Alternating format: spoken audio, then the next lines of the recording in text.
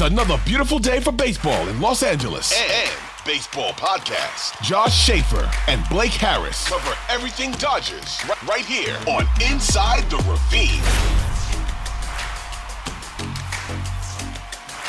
The regular season has come to a close, 162 games. Just like that, you blink in the eye and you missed it. A brand new episode of Inside the Ravine. Josh Schaefer, Blake Harris, episode 9. Josh, I didn't think that we would get to this point so quickly. I don't know about you, but this, as I just bashed into my computer 10 seconds in, so that's great. But this was a season, I don't know about you, that seemed like it moved quicker than any other season, at least that I can remember over the last decade or so. I'm still trying to wrap my head around the fact that the playoffs start in, I guess, literally about 12 hours from now, technically, but about 4 days for the Dodgers. So what are your thoughts on just the fact that we're already in October and 9 episodes in, we're already talking playoff baseball? Well, I got to tell you, I feel like it's probably because the Dodgers were really good this year and were winning a lot. They won 111 games, which is a franchise record. But that's kind of why it seems like it was a fast season to me, because I do really feel like the season flew by faster than the 2020 season, which was half the length, a third of the length. So, I think that this has been a fun season, and obviously there's the cliche that time flies when you're having fun, and I think watching the Dodgers this year was a lot of fun, and they won a lot of games, and they did it in a ton of different ways, and I do think that the season seemed to go by very quickly, and here we are. It seems like it was just last October where the Dodgers were very banged up heading into the postseason. Made it through the first round, and it was a nail-biter with that wild card game that was about almost exactly a year ago. It was a year ago today. A year ago today. It might have been a year ago at this very moment, because I know it was an earlier than normal game. It was an earlier than normal game for sure. I think we're almost there. I feel like it was a little bit later because we're recording. It was probably around 8:30ish, probably. We're about an hour away from exactly 1 year ago today, and I remember jumping up and down at that Chris Taylor home run. So it seems like we were just there. And instead, here we are now, and we're just a couple of days from the postseason. So this is going to be a fun episode. We teased this in our last episode, but we're going to be giving our full postseason roster predictions. Now, we're not going to be doing how you likely thought we would have been given our predictions. Instead of each just given our 26-man postseason prediction, we're going to be teaming up. We're going to be giving you one postseason roster prediction. And the thing is, we come in with no prep.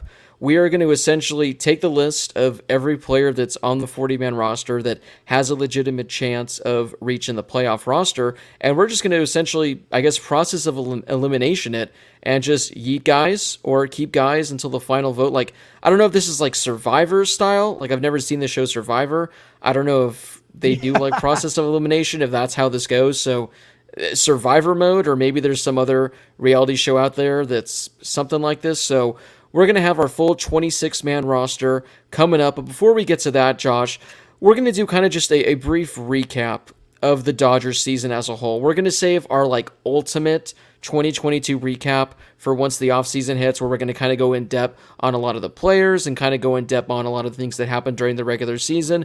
Don't want to do that now, but kind of just want to talk about the regular season as a whole. Obviously, they finished with only 111 wins because it feels like they could have had a lot more. There were a lot of losses that were just, there at the end, but 111 wins. It's officially the Dodgers' all-time record, the second most in National League history, in which you got to go back a ways. Josh, if you want to find out the last team a National League team won 111 games, we're going to have to go all the way back to 1906.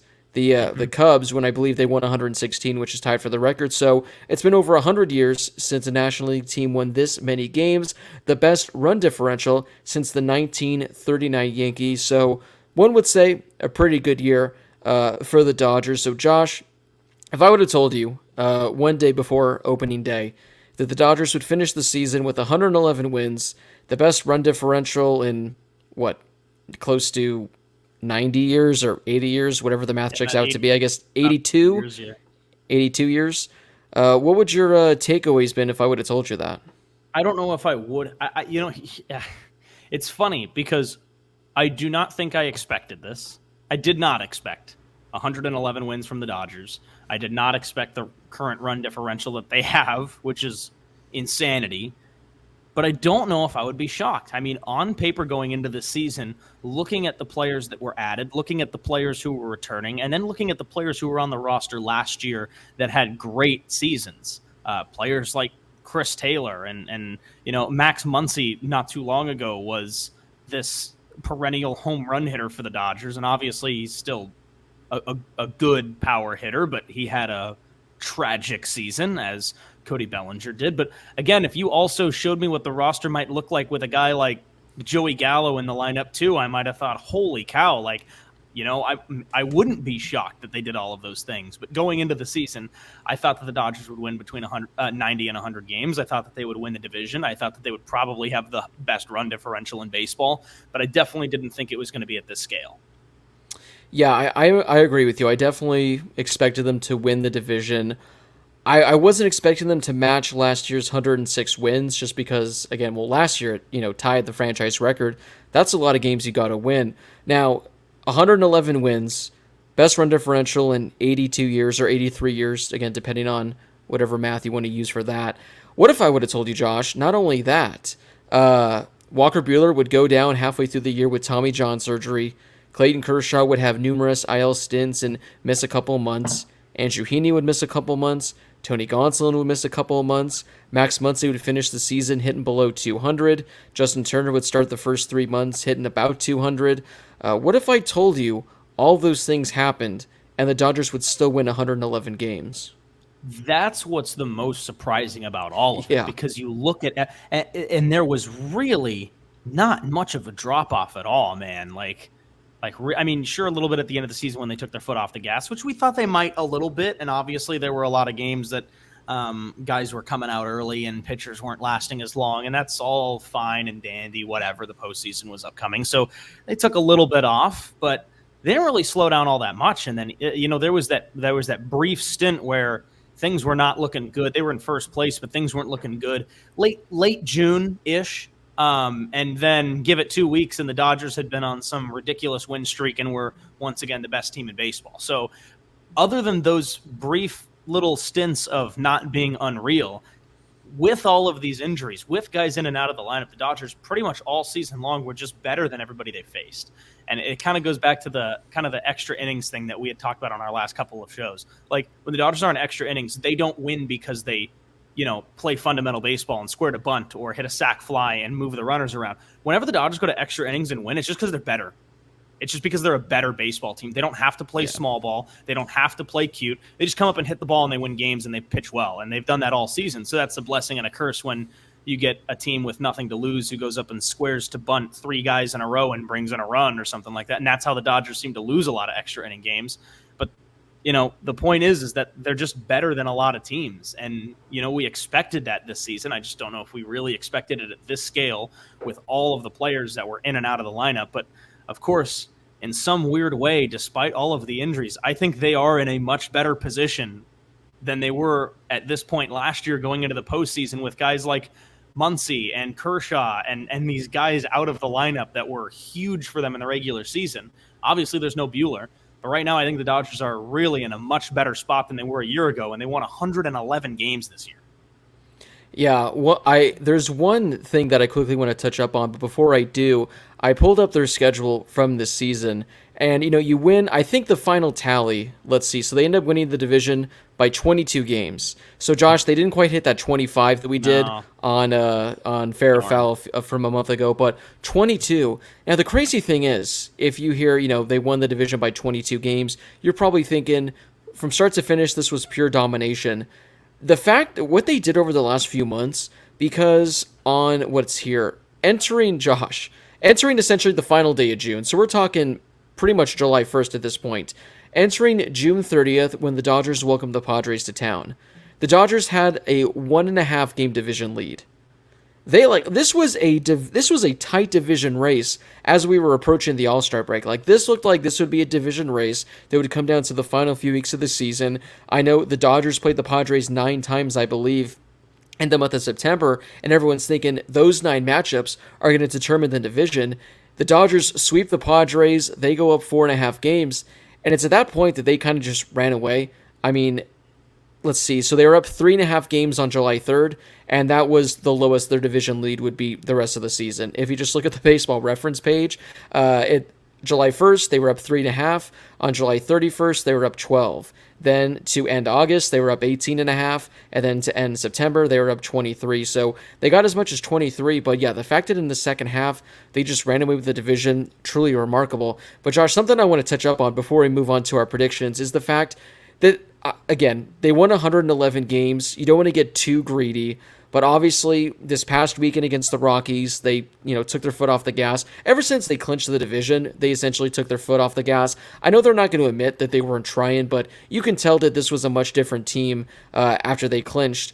But if you were to just take, for example, their games against the worst teams like in the National League. So I'll just start with the Rockies. The Rockies finished the year as the worst team in the NL West, Josh. And they struggled the most against the Rockies. They went 11-8 against the Rockies, so the worst team in the NL West took 8 games from the Dodgers. Then if you go to the NL Central, I think everyone knows what the answer to this is. The Pittsburgh Pirates, for some reason, the Dodgers could not beat the Pittsburgh Pirates, who I think finished with the second worst record in all of baseball, maybe the third. The Dodgers went 1-5 against them. And then you look at the NL East, the Washington Nationals finished as the worst team in all of baseball, and the Dodgers went 3-3 against them. So as a total, Josh, they went 4-8 against the two worst teams in baseball. They went 11-8 against the worst team in the NL West. And in extra innings, they went 6-9. So let's just say they flip those 3 extra inning games. They're above 500. They win 3 extra inning games. You take 3 against the Pirates, maybe just 1 against the Nationals, and take 2 or 3 more against the Rockies. The Dodgers probably win like 118 to 120 games, and that's just if they beat the worst teams in baseball, or if they thrive in extra innings, which we've talked about. They're a team that they should easily thrive, but for some reason they don't. Like, this could have been a record that they could have set that like actually would have never been topped, even if baseball proceeds to go 500 years with play. And that's not even to mention the games that were blown in like the 8th or 9th inning too. And like all the Kimbrel ones. And you hate to single out Craig Kimbrel as to say like, oh, well, the season would have been better if he didn't blow a handful of games. It's like, but like, that's not even mentioning that. It's just literally the 3 worst teams losses on the Dodgers schedule, and he had 7 losses this season. Yeah, but the 3 worst teams on the Dodgers schedule basically were the teams that they struggled with the most, and that's not even to mention the extra innings. That's not to mention the Kimbrel losses. Yeah. So it's remarkable, and you're right. It could have been, if, ands, or buts, whatever. Like, it could have been, should have been, whatever. I mean, but it could have been. It could have been 118 games. It could have been 120 games, and that's what's so wild about it, is they were that good. They really were. Yeah. I mean, up until this week, if they would have taken care of business against the Rockies, they would have pushed for 113 or 114, which, again, we don't want to complain and be like, oh, only 111. But when you take back, the season as a whole and you really dive into it, and again, you look at all the games they lost against the worst teams in baseball with the extra innings losses, again, we already know that this is one of the greatest teams in all of baseball. But, like, this team, I'm sure you can make the case for, like, the Mariners in 2001 when they won 116. I'm sure they had a number of losses to really bad teams. But, yeah, it's like, man, the Dodgers really could have at least set the record at 117, but they could have pushed for 120. But still, 111 wins, I'll take it. That's a number we're likely not going to see in our lifetime, if I were to guess, unless they extend the regular season. Truly incredible. I have no words for it. Just really remarkable. Like I said, we're going to do more of a 2022 recap once the season comes to an end, where we can throw the postseason in there. But Josh, before we move on to our postseason roster, any other things you want to touch on? Yeah. So I'll be honest, this is kind of, iffy, but there's a stat called Pythagorean winning percentage. Are you familiar?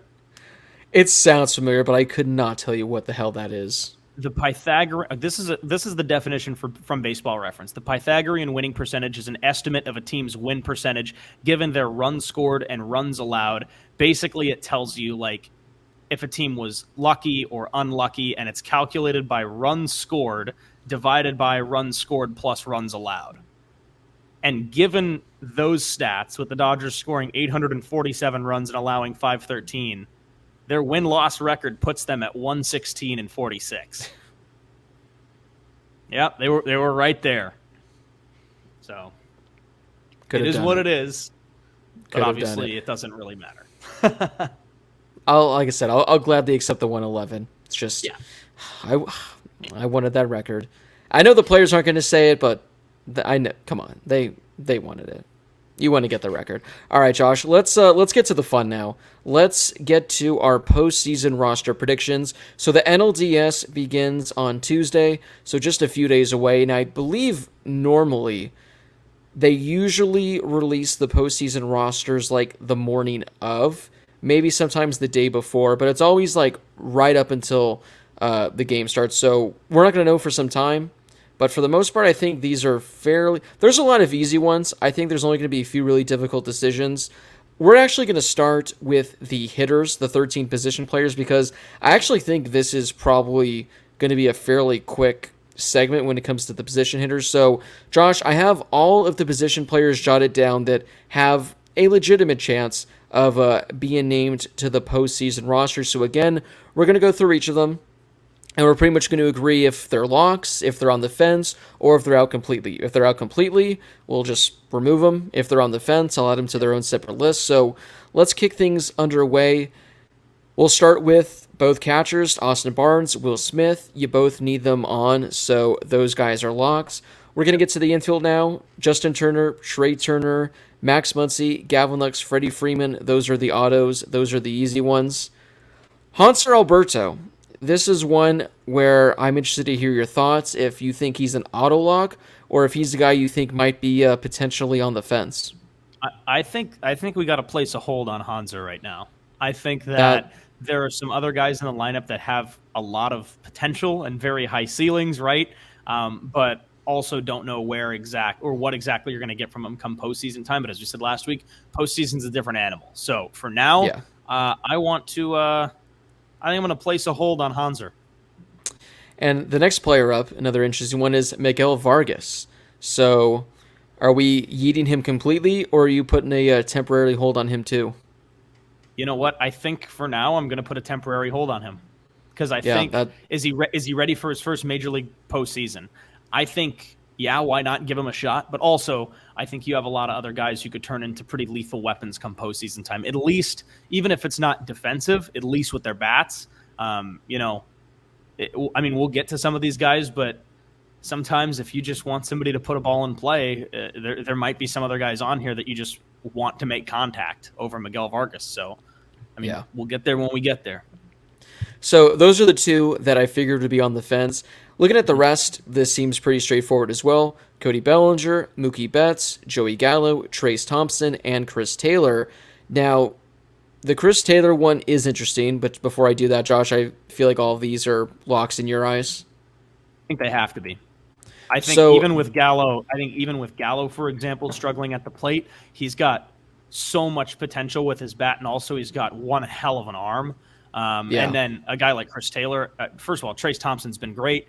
Chris Taylor has struggled very much so this season after coming back from injury. At the same time, he's the most versatile guy you've got on this team defensively and maybe even offensively too. So I think he's a lock too. So the Chris Taylor is going to be an interesting one for me just because if he's healthy, he's good to go. He still has this neck issue going on. Now, he received a cortisone shot the other day. I think it went well. He did, I believe, today, or today's Thursday. So yesterday, he resumed baseball activities. Now, he spoke with the media, Chris Taylor, and he said pretty much he's going to be good to go. Like, if the playoffs start today, he'd be good to go. Dave Roberts said that this weekend was going to be pivotal for him, so I guess which word do you want to take? If I were to guess, Chris Taylor is going to be on the postseason roster. Dave Roberts even said if he's not 100%, if he feels like in any way he's able to contribute by like taking a swing, by playing defense for them, he's going to be on there. So barring like some absolute setback, it looks like Chris Taylor is going to be on the roster. There is an interesting little tidbit that I dug up today that I want to share later when we get to the pitching side of things. Or actually, after we talk about Hanser Alberto, I'll actually go to that because it's kind of relevant to this discussion. So Chris Taylor, if I were to guess, he's going to be on. The only reason he wouldn't be is because of injury, but we'll get to that soon. So Josh, we have pretty much everyone locked and loaded. Let's see. We have 2 catchers. You're going to have to add this up for me because I don't think I can do the simple math, Josh. We have 2 catchers. We got 5 infielders, and we got 5 outfielders. So I believe that equates to 12. Am I correct? That's correct. Well done. So thank you, Josh. So for this, my Arizona State education comes up clutch there. 13 position I feel like players. That's 5th grade education. Well, in the Arcadia School District, it's about kindergarten. But we have 13 position players, and we have 13 pitchers, Josh. So that leaves 1 spot. And I think you and I can both agree it looks like it's between Hanser Alberto and Miguel Vargas. So let's quickly go over the numbers. Hanser Alberto this season, larger sample size, hit 244, 2 home runs, 15 RBIs, OPS of 623, OPS plus of 70, so well below league average. But the thing with Hanser Alberto is he is supposedly a lefty killer. That's what the Dodgers brought him over to do. He did hit 279 against lefties, posted an OPS of 680 against them, so slightly below league average OPS, but a 279 average is really good. The only problem is he just hits a bunch of singles.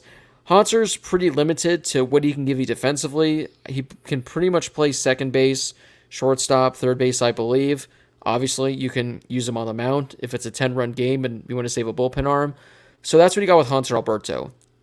Miguel Vargas, a much smaller sample size, hit 170, hit a home run, OPS of 455, OPS plus of 25. So really bad. Like not a great sample size whatsoever. But Miguel Vargas, he offers the ability to play left field. He can play all over the infield. And this is a guy who in AAA this year, I believe, was just named Baseball America's AAA Player of the Year. And there's some pretty good prospects in there. So this is a guy that offers a lot of upside. With Hanser, you have a guy that can hit lefties, who is probably at this point a better option. But like I mentioned, Miguel Vargas, he has a really good eye at the plate, is able to draw walks. And again, we've seen the potential he has. He just hasn't quite lived up to expectations at this point yet. So if you were to guess between these 2 guys, or if you're Dave Roberts or Andrew Friedman, who you giving that final roster spot to? So Vargas really struggled, as you mentioned, in the bigs, but also, like you mentioned, was phenomenal for for the Dodgers in AAA. Here's my thing. I think I'm leaning more toward Hanser. I know that kind of keeps your hands a little bit tied, at least in terms of versatility, because I think you get more of that with Miguel Vargas, but he's also very young. He's a guy who had a really good season in AAA, and he's a guy who I think could be a legitimate player on this roster next season for a full-time, not an everyday player, but be on the roster all season long. So I think right now I'm leaning a little bit toward Hanser, but I'm kind of curious to see where you go. See, I'm at the point where if I was going for a player who's probably going to be getting consistent at bats, I think I'd go with Miguel Vargas just because of the upside he offers.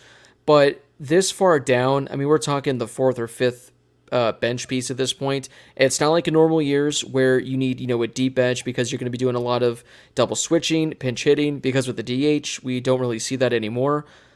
Barring something unforeseen, I don't see Hanser Alberto or Miguel Vargas seeing really any at-bats in October, just because, again, I think there are better options. I don't think either is going to be starting a game, and like I mentioned, Joey Gallo, although he strikes out 40% of the time, the fact that he can hit a home run at any moment is a valuable piece, and Austin Barnes, since like August 1st, the dude's been hitting like a million, so he's been a really good option as well. So because of that, I don't think we're really going to be seeing either guys. So for that reason, I think I would just play it safe with Hanser Alberto, just because he hit 280 this year against lefties. Granted, like I said, mainly singles, but if you have a guy that can come in and likely get you a hit against a left-handed pitcher, again, Vargas offers a lot more upside, but considering this is just the very end of the bench, I don't think, like if I were to guess for the entire NLDS, let's say it goes 4 games, I'm going to put the over-under on at-bats for either one of these guys at 1.5. Like, I think they get 1 at-bat. I don't know if they get 2, so I'll play it safe with Hanser just because, again, he offers ability to hit lefties. And like I mentioned, if the Dodgers are up by 7 or 8 runs in the ninth, if they want to use Hanser to potentially save an arm, they can do that as well.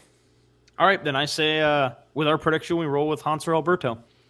All right, so we'll go with Hanser Alberto. So those are our 13. We'll just go through them again. You have Austin Barnes, Will Smith as your catching duo. An infield of Freddie Freeman, Gavin Lux, Max Muncy, Trey Turner, Justin Turner, Hanser Alberto, and an outfield of Cody Bellinger, Mookie Betts, Joey Gallo, Chris Taylor, and Trace Thompson.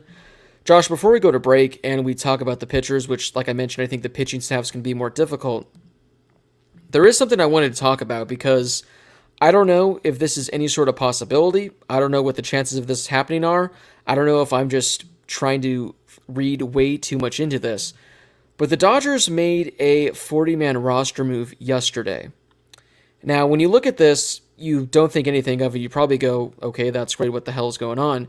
So the Dodgers placed Jacob Amaya on the 60-day IL. Jacob Amaya was in AAA, hasn't played for the Dodgers at all this season, but they placed him on the 60-day IL. By doing so, they opened up a spot on the 40-man roster, and they added right-handed pitcher Beau Burrows. I think I'm saying that right. His first name is spelled B-E-A-U. So I'm going to go with Beau. Maybe he's creative and it's like B-O, or Boo, No, something like that. But Beau. we're going to go with Beau. Josh, in 100 innings with OKC this year, he posted an ERA rate above 7. So right now, I'm getting the Brian Windhorst meme of him going, what's going on in Utah? So Josh, I'm asking, what's going on with this Dodgers move? Why would you take a guy that's been horrible in AAA and add him to your 40-man roster? Do you have any idea why they would do such a thing before I get to my really in-depth theory? Oh, I don't even want to know where you're going with this. Actually, I really want to know where you're going with this. So my theory is, I was at Dodger Stadium just a few days ago, I believe Tuesday night. In the Dodger Stadium clubhouse was a locker, and that locker belonged to Kevin Pillar, who missed a couple months with, I believe it was like a shoulder surgery, came back for about a week or two with Oklahoma City, and now he's curling with the Dodgers. So I think, Josh, they made this move to DFA Beau Burrows so they can add Kevin Pillar, activate him off the 60-day IL, because they didn't want to take anyone that was on the 40-man currently and yeet them. So I think Beau is just here to get yeeted. And I think the Dodgers need Kevin Pillar ready in the wing in case there's a problem with Chris Taylor. We touched up on that earlier about his neck. It might not be ready to go. Dave Roberts, said that this is a pivotal weekend. So I think if Chris Taylor isn't ready to go, Josh, Kevin Pillar, who I think maybe had 5 at-bats for the Dodgers all season, I think he might be added to the postseason roster as, again, a guy that might not see a few at-bats, but we know what he adds defensively. He's one of the better defensive outfielders in all of baseball. I think a couple years ago did hit 30 home runs, so again, that's me probably reading way too much into this. But why, Josh? Why add Beau Burrows? Why add him to the 40-man roster when the season ends? Why? Because he's actually the Dodgers' sleeper agent who will be activated after the simple uttering of a phrase that would not stand out to anybody, and then he'll kick into gear and be an absolute unit in the postseason. Yes. I will say this. Kevin Pillar, when he was with OKC, it was supposed to be a rehab stint at the end of the season, and this was a couple weeks ago, but he was apparently recovering much faster than they thought he would. Right. So you might be on to something here, because when they had talked to him back then, he said that he wasn't done with 2022 and he wanted to be around for the rest of this season. So you very well could be on the verge of creating some theory that turns out to be accurate. Yeah. Good and creativity, Blake. And it's the fact that I witnessed his locker there at Dodger Stadium. So it was fully loaded too. It wasn't like it was a vacant locker. Everything was loaded. Jerseys. I think Kevin Pillar is there. Like there was, I think, a tweet saying that Kevin Pillar was actually at Dodger Stadium taking BP. So Pillar's at Dodger Stadium. He played, let's see, in total, Josh, in 42 games for Oklahoma City this year. Kevin Pillar hit .315, OPS above 1,000, hit 10 home runs, 40 RBIs. Granted, it's OKC, take it with a grain of salt. But if Chris Taylor's not ready to go, Kevin Pillar is a pretty good fallback option as a fourth or fifth outfield option. So again, this is probably just a theory that I hatched up that makes no sense, but when you connect all the dots, it might not be that far-fetched, and it might not be as crazy as you think. So something to monitor with Chris Taylor and his neck injury. If he's not ready to go, maybe Kevin Pillar is activated, and the Dodgers add him to their postseason roster, which I guess we'll have to wait and see. But I will say this. MLB released a list the other day of injuries for every team and what the outlook is going into the postseason. And they listed it as guys who will play, guys who are day-to-day, guys who are done, and guys who we don't know a lot about but could play. And basically the guys listed on there were the under TBD was Dustin May, who he said should be available, Blake Trinan, who he thought was going to be available, Phil Bickford, Victor Gonzalez, Michael Grove, and Kevin Pillar. So he was somebody that I think a lot of people may have forgotten about as we came down into the final couple weeks of the season. But he did well in his rehab stint. He recovered faster than expected, and might in fact be at Dodger Stadium, potentially ready to crack this postseason roster if the Dodgers need it. Yeah, the Kevin Pillar. I remember when it happened. It was like, yeah, West he's Hill's expected. finest, baby. He's expected to miss the season, and he should be ready to go by spring training. And then, yeah, just like a month ago, he's like, yeah, I'm like getting ready for my rehab assignment in Oklahoma City. And everyone's like, wait, what? Like, weren't you supposed to be out for many more months? So we'll have to wait and see.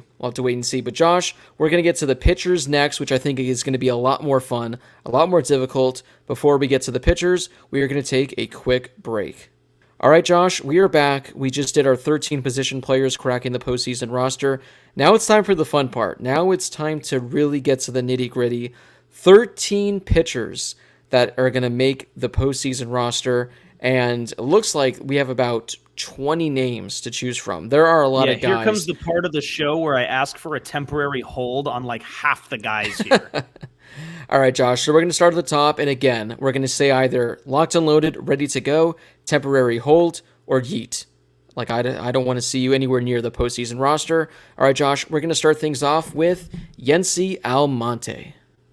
Yency Almonte's fun. We talked about him on the last show. I really like what he's done since he's been back. And on the last show, I want to say we threw him out for being maybe that fifth guy that we had talked about to potentially close out games for the Dodgers come postseason, if, of course, they don't go with one guy. We threw in all these guys, whether it would be Phillips or Martin or Vesia, and one of the guys we threw in there at the end was Almonte as a wild card. So for me, I would say he's in, but for the sake of all things that are holy and the holiness of how many guys we have right here, I'm going to put a temporary hold on him. See, for him, I have him as a lock. I have him as a lock, and that's just fine. Because he came back. He appeared in 4 games after coming off the IL. 4 innings, didn't allow a hit, didn't issue a walk, faced 13 batters, had 3 strikeouts, and he looked good. So I think I'm going to have to override your temporary hold, Josh, with this one especially. Fine. And I'm going to go with lock. I think he's a lock because I do think there are a lot more that are going to be temporary holds. This next one, this should be easy, but hey, Josh, the whole point of the show is to have opinions. Tyler Anderson. Lock. Yeah, he's in the starting rotation. He should be the Game 3 starter if I'm the Dodgers. All right, Josh, let's get to it. Phil Bickford.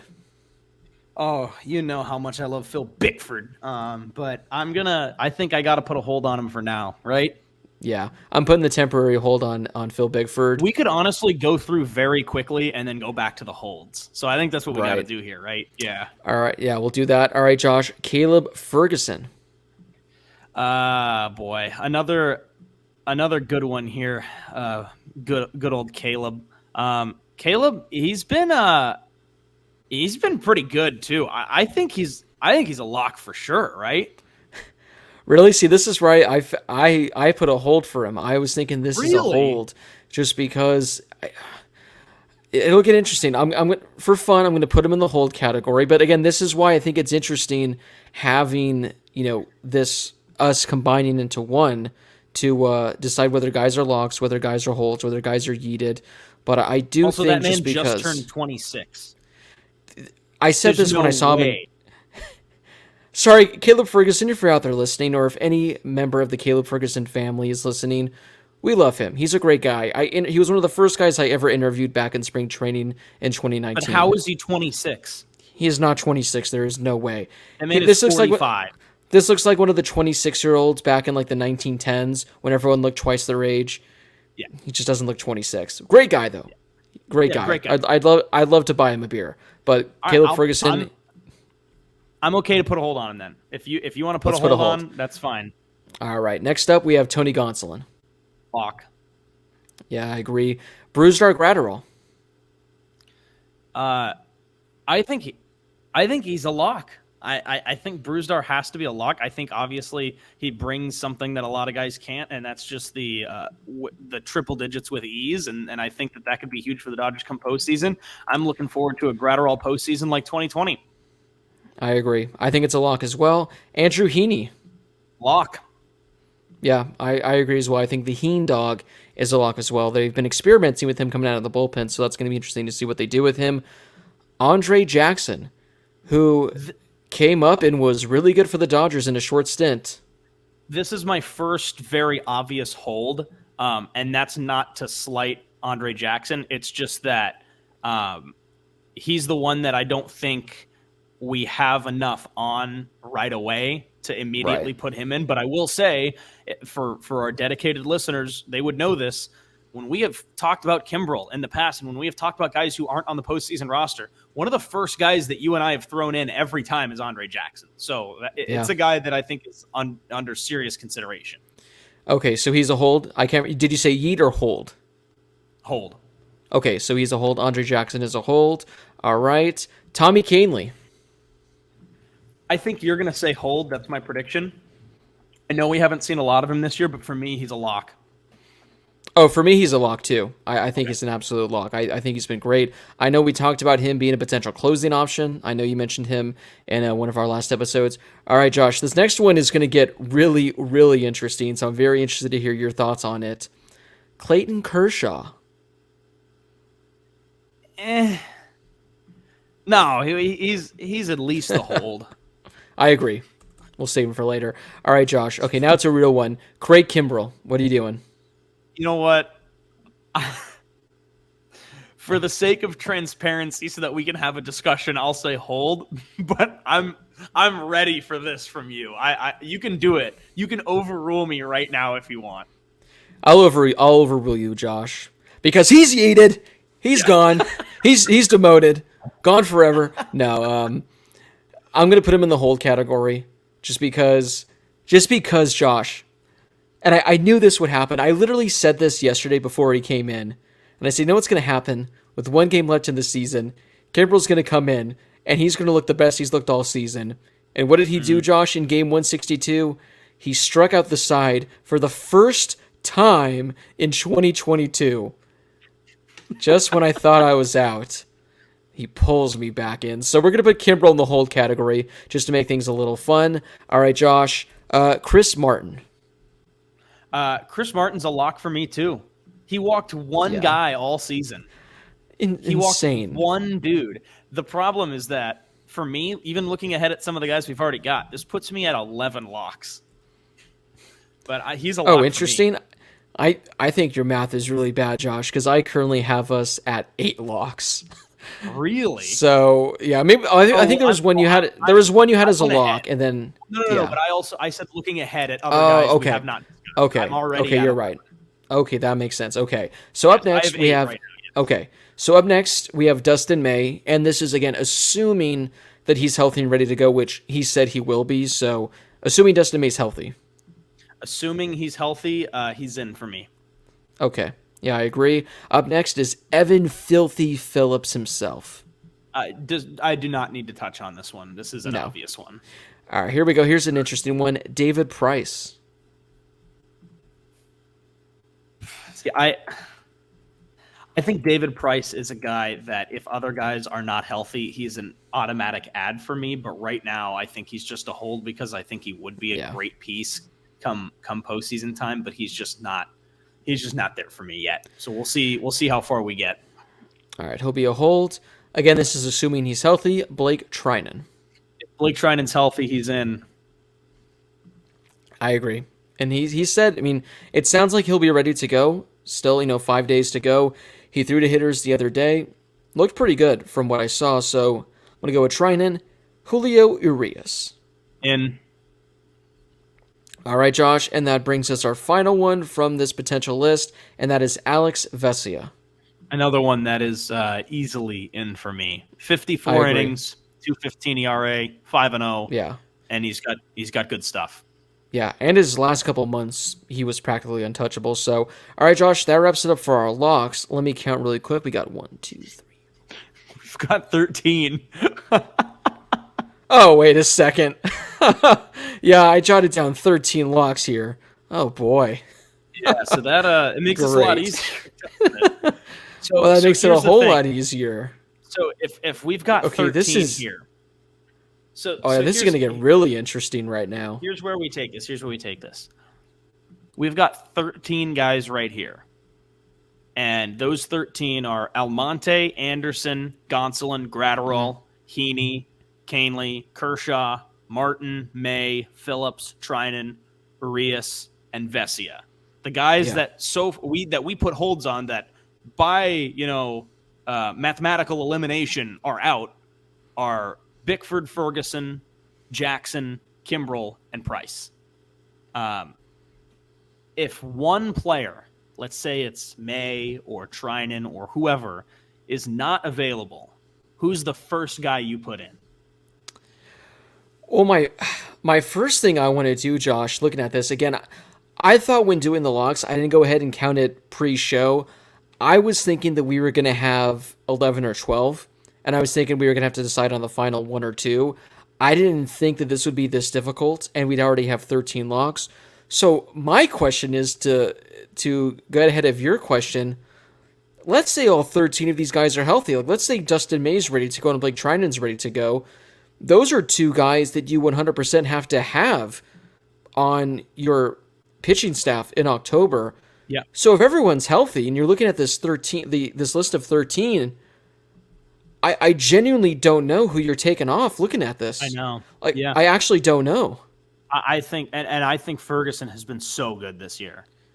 I think Ferguson has been really good from what we've seen. He's got a 1.82 ERA in 37 games. He's given up a bunch of hits, but he doesn't even he's not even on this though. Oh, that's the thing. Actually, wait a second. Yeah, I was going to say he's not on it. So now, if you go back and this is 2020, and you've got a 28-man roster here. I mean, Ferguson, I think, is the first guy in that I would put. And then after that, I don't even know. I might even consider a Kimbrel at this point. If you've got 28 guys, but right now, I just think those are 2 guys that you got to have out if it's a 26-man roster. Yeah. So I'm looking at this now, and again, I don't know who you would have to yeet. My first and only gut is that, and this may be a hot take, I think if you have to take one of these guys out, and you have to replace them with Kimbrel or Ferguson, I think it's Blake Treinen. I think this is a guy that has only pitched, 7, 8 innings all season. He missed, 3 to 4 months, came back, got hurt again.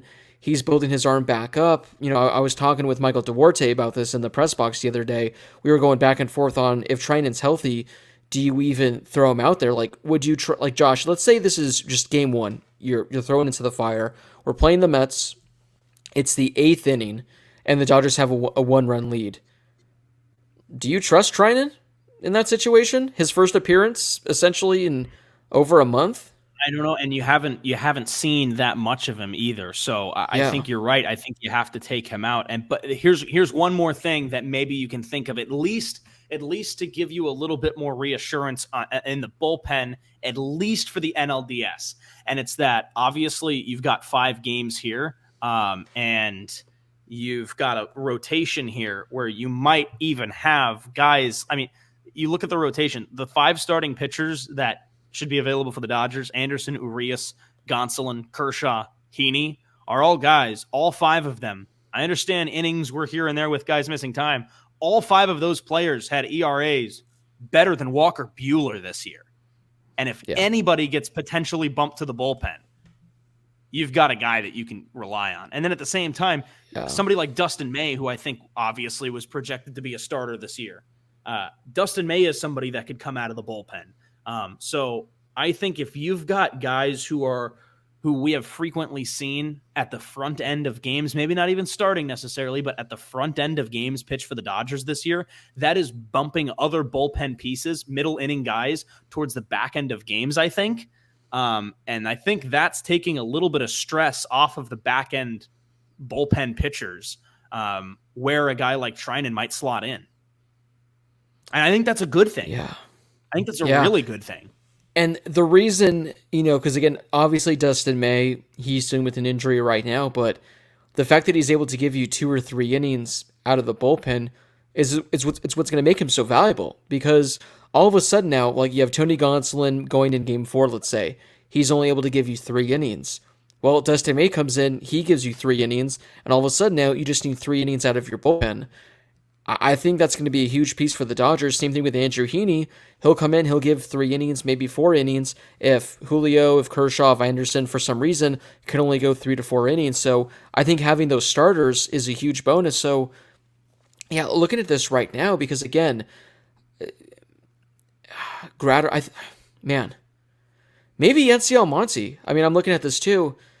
Maybe they just opt to go with, because I don't know. I find it hard to believe, Josh. I see no way that they leave Craig Kimbrell off. I know that's like the hot take. I know every Dodger fan wants that. But we saw it yesterday, and we saw it for that 2-week stretch in August. When this guy's on, he's unhittable. He's unhittable. The problem is he can just, at any given second, completely forget how to throw a strike. But I think the Dodgers... I just think because they're paying him $16 million, I don't think that their pride will, I just can't see them leaving him off. Gave up 4 runs this year. I know, and he was so good, but it's just, I just don't see a possibility. Well, let's just do this now, Josh. We're gonna yeet Phil Bigford out of here. Sorry, Phil Bigford, go surf. Sorry, Phil. We're gonna yeet David Price off here. He had a great career, won a Cy Young, made a lot of money. He's a really nice man. Andre Jackson, your time is going to come soon, but you're gone as well. Yeah, so right. This essentially now makes it 15 pitchers for 13 spots. That includes Ferguson and Kimbrell. Now, if Treinen's not ready to go, I personally think, like, if I had to choose, I would take Caleb Ferguson over Craig Kimbrell, but I don't think the Dodgers would. So, would be Kimbrell. Yeah. So I think if Kimbrell. Yeah. I think if Treinen's out, Kimbrell slots in, and if for some reason Dustin May's back, I think it's a back injury, lower back tightness, I think. If for some reason Dustin May's not able to go, then I think it's Caleb Ferguson. And then you have your 13. But if Dustin May and Blake Treinen are both healthy, they're both going to be on. And looking at this, I think it would be between Yency Almonte, maybe Brusdar, because Tommy Kahnle, he looks so good, and this is a guy that in his grind years ago was one of the best relievers in all of baseball, and I think you have to have him on. So I think maybe Yency Almonte, maybe a Brusdar Gratterall, because again, Vesey is a lock. You need a lefty, so yeah, I know we're going to be wrapping this up soon, Josh, but I think right now, I think you keep Brusdar. I think that he just brings something that some of the other guys can't right now, and that could be something that could flip a game in the postseason. Was he incredible this year? No, but he had a 3.26 ERA and struck out 43 guys in 49 innings, and I think that he's in a position in the bullpen right now where he can step in and have a postseason kind of similar to how he did a few years ago in 2020 when the team won the dang thing, and he was incredibly reliable. That's where I'm at with the bullpen right now. Is I think I'd rather have Gratterall in, and I'm fine keeping Ferguson out and Kimbrell out. But I do think that if one guy's down, If two guys, if both Trinan and May don't go, I think it's pretty obvious that I think the first two in are Ferguson and likely Kimbrel, and I'm okay with that at this point too, especially when you know what his upside is. If there's one guy to put in, for me, it's Ferguson over Kimbrel. My prediction is Kimbrel over Ferguson and the others. And just to quickly touch up on what you said with Gratterall, I don't have like the exact numbers in front of me, but I think he's one of the better ground ball pitchers in all of baseball. And you want a guy that's not going to allow fly balls in October. So I agree. I think he stays. So Josh, I think to come to the conclusion with this, Yency Almonte, Tyler Anderson, Tony Gonsolin, Brusdar Gratterall, Andrew Heaney, Tommy Kahnle, Clayton Kershaw, Chris Martin, Dustin May, Evan Phillips, Blake Trinan, Julio Urias, and Alex Vesia. If everyone's healthy, that seems like the 13. Yeah. But like I said, the interesting thing to me is just I can't see them leaving off Kimbrel. So it's just a matter of who Kimbrel takes, and I think it would be Yency looking at this. I think it's Almonte. Yeah, I think it would be Yency Almonte. So that's the best guess. And then like we said, there's nobody else you could take out, though. That's the thing. Yeah, that's the thing. Like, I think Almonte should be in there over Kimbrel. But if you take somebody out, it cannot be anybody but Yency Almonte. Yeah, he seems the most obvious looking at this. And again, if May and Trinan are both unable to go, then you have your answer in Kimbrel and Ferguson. If one of them's able to go, we agree Ferguson would be our pick, but it's likely going to be Craig Kimbrel. This is going to be interesting, Josh. I'm very interested to see where they go. Are you surprised how much we agreed on this, or no?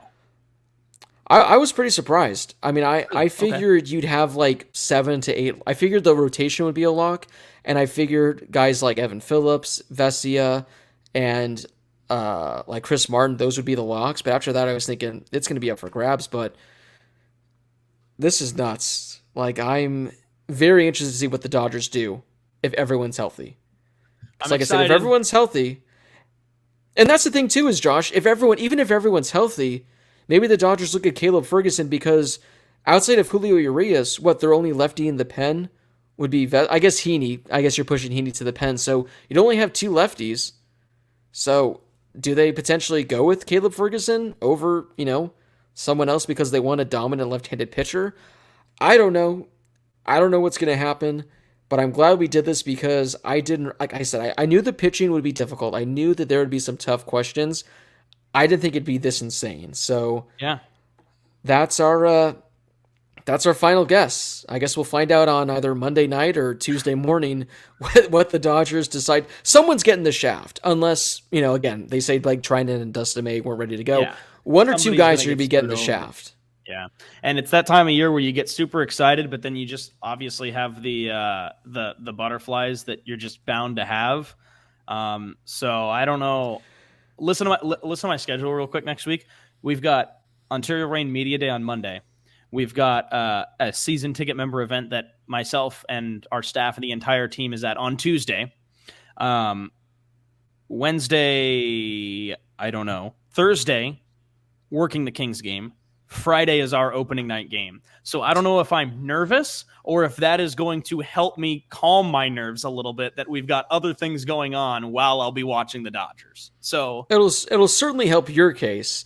I just remember last year I was at a Kings game sitting in the press box when the Dodgers were playing the Giants, and one of the games that they won, I was calling a Kings game on radio when Cody Bellinger had that hit that basically won him the series.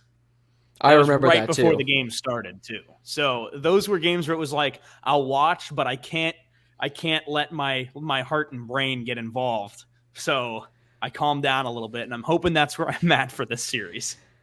Now, Josh, before we sign off, I was looking at this list again, and something just came to me that I don't know why it didn't come to me or come to you when we were talking about this. I know we talked, a good amount about Hanser Alberto or Miguel Vargas. What if the Dodgers just opt not to have one of those guys? Go with 14 pitchers and 12 hitters. You have 3 players on the bench. Austin Barnes is a lock. You probably have Joey Gallo, and then either Cody Bellinger or Chris Taylor, whoever's not in the lineup. You just have those 3 guys because you're not going to need them. And you go with 14 pitchers. I think that I think in the past they've done 14-12, if I'm not mistaken. I have to double check, but yeah, I mean, you can do that. Maybe this not? makes it easier. If you do that, it does make it easier. In that case, sorry, Hanser, I think maybe you scrap him out of the lineup. And in this case, again, like I said, my first guy in is Ferguson, but I believe it would be Kimbrel. You know what? I'll take it back. I mean, if we're doing 13-13, which is a very safe prediction, I think this is the best it can be right now. And this is what I think we stick with. I would not be I think the Dodgers will go 14-12. I'm just really quickly looking up what it was last year. So I think it looks like in the DS it was 13-13. Now the CS was 13-13, and it looks like interesting. So the DS last year, Josh, they went 12 pitchers, 14 position players. So I think they can go 14-12, and if that's the case, sorry, Hanser, stay in the dugout, be a cheerleader. But if they can go 14-12, I think the Dodgers can use an extra arm in the bullpen over having an extra bat in the dugout. Yeah, well, because last year, I think if anything, I'm more of a. Man, I think I personally lean toward more pitchers than hitters if you aren't going to make it 13-13. But last year, the Dodgers also lost a huge bat in Muncy going into the playoffs, and I think they knew that they might struggle a little bit hitting. So that's why you go 14-12, of course, and you were confident with the bullpen, and obviously it was great. But this year, I don't think you need the bats. That's the thing. Like, I think once the playoffs come around, the bats should be there for you. So I'm fine with the 14-12. And if it's going to be 14, like I said, I'll take Ferguson, but I think my prediction would go Kimbrel. Yeah, so we'll just do that. We're going to, yeet Hanser. No offense, Hanser, but yeah, with 9 guys, you only need 3 off the bat. You have Austin Barnes, and then, a combo of Gallo, Chris Taylor, Cody Bellinger, Trace Thompson. You shouldn't need 3 pinch hitters in one game with the DH, so add 14 pitchers, and we'll add in Craig Kimbrel with everyone healthy, and that makes this a whole lot easier if Trinidad's out, because then you're bringing Ferguson, and then you have your 14th. So, all right, Josh, to end that, we're going with 14 pitchers and 12 position players. After struggling for 15 to 20 minutes, the realization that you can have a 14th pitcher, which I believe is the case. MLB rules are dumb in the postseason. I don't know if they have to cap it, but if they're able to, 14 and 12. So there's our postseason roster. There it is, Josh. We are going to do a smaller show before the NLDS begins, probably either Sunday or Monday. Just a quick 15-20 minute episode going over our postseason predictions for the Dodgers and for MLB as a whole. Just again, we wanted to do it in this show, but now that we're at an hour, no need to extend this another 15 to 20 minutes, and maybe we can get a mailbag in for that as well. So Stay tuned for a shorter episode in the coming days. Josh, before you get to go, any parting words for your Thursday night?